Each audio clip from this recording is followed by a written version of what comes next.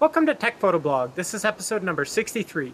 This week I'm going to be taking you through a setup I used to record hummingbirds. I set up this Hummingbird Feeder a couple of weeks ago. It's been pretty active, so it was actually pretty easy to get a lot of shots of the hummingbirds using the camera axe. First up, I just wanted to show you the different things. First, we've got the Hummingbird Feeder, and the hummingbirds just sort of fly right on through here and then go sit on the Hummingbird Feeder. So it was a pretty active spot. And here's the motion sensor for the camera axe. I just taped it to a tripod. Initially I tried putting it sort of just on the ground and stuff, but I found putting it close to the hummingbird feeder like that increased the number of captures. I set it up a couple of days while I was at work, and when I came home I usually had my camera SD card filled, which was about 600 shots, and probably about 60 or 70% of those had hummingbirds in the photos. So I definitely got tons and tons of shots. I'll be showing you a bunch of them through this video, but a lot of them were, kind of the quantity made up. And you know, some of them were much more interesting than others, as you'll see. Another thing I wanted to talk a little bit about is the camera. So I played around with a lot of different settings here. I tried attaching flashes and stuff, and I've got a few of those photos.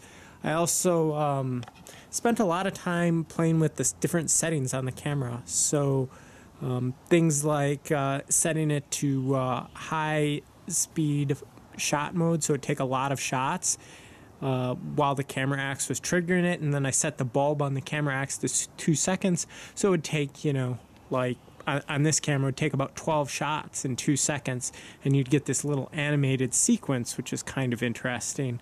I also found that the setting that worked best when I wasn't using a flash was to set it to shutter priority, and I set the shutter speed to around 1 to 2 thousandths of a second. And I let the aperture change and the ISO change to sort of meet the lighting that I had to sort of hit that shutter speed. But you really need a high shutter speed for this kind of shot, or the hummingbirds are going to be blurry. So definitely play around with the camera settings a lot. And sort of the last thing I wanted to talk a little bit about was the, let's see if we can get a shot of the screen here. The camera axe settings, it's not really showing up very well. But basically the settings I was using is I was using sensor 1 to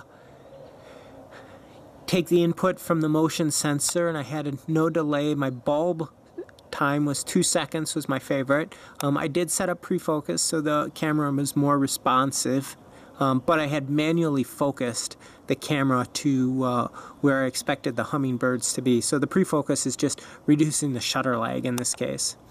The trigger type was low because that's when something was blocking the motion sensor, then the number would go down. That trigger value, just kind of play around with things. The power was set to on, and that was pretty much the settings I was using. So that should cover the different settings I used on both the camera axe and on the camera to get a bunch of these hummingbird shots that you've been sort of seeing through the video, and I'll show a few more now. Thanks for watching.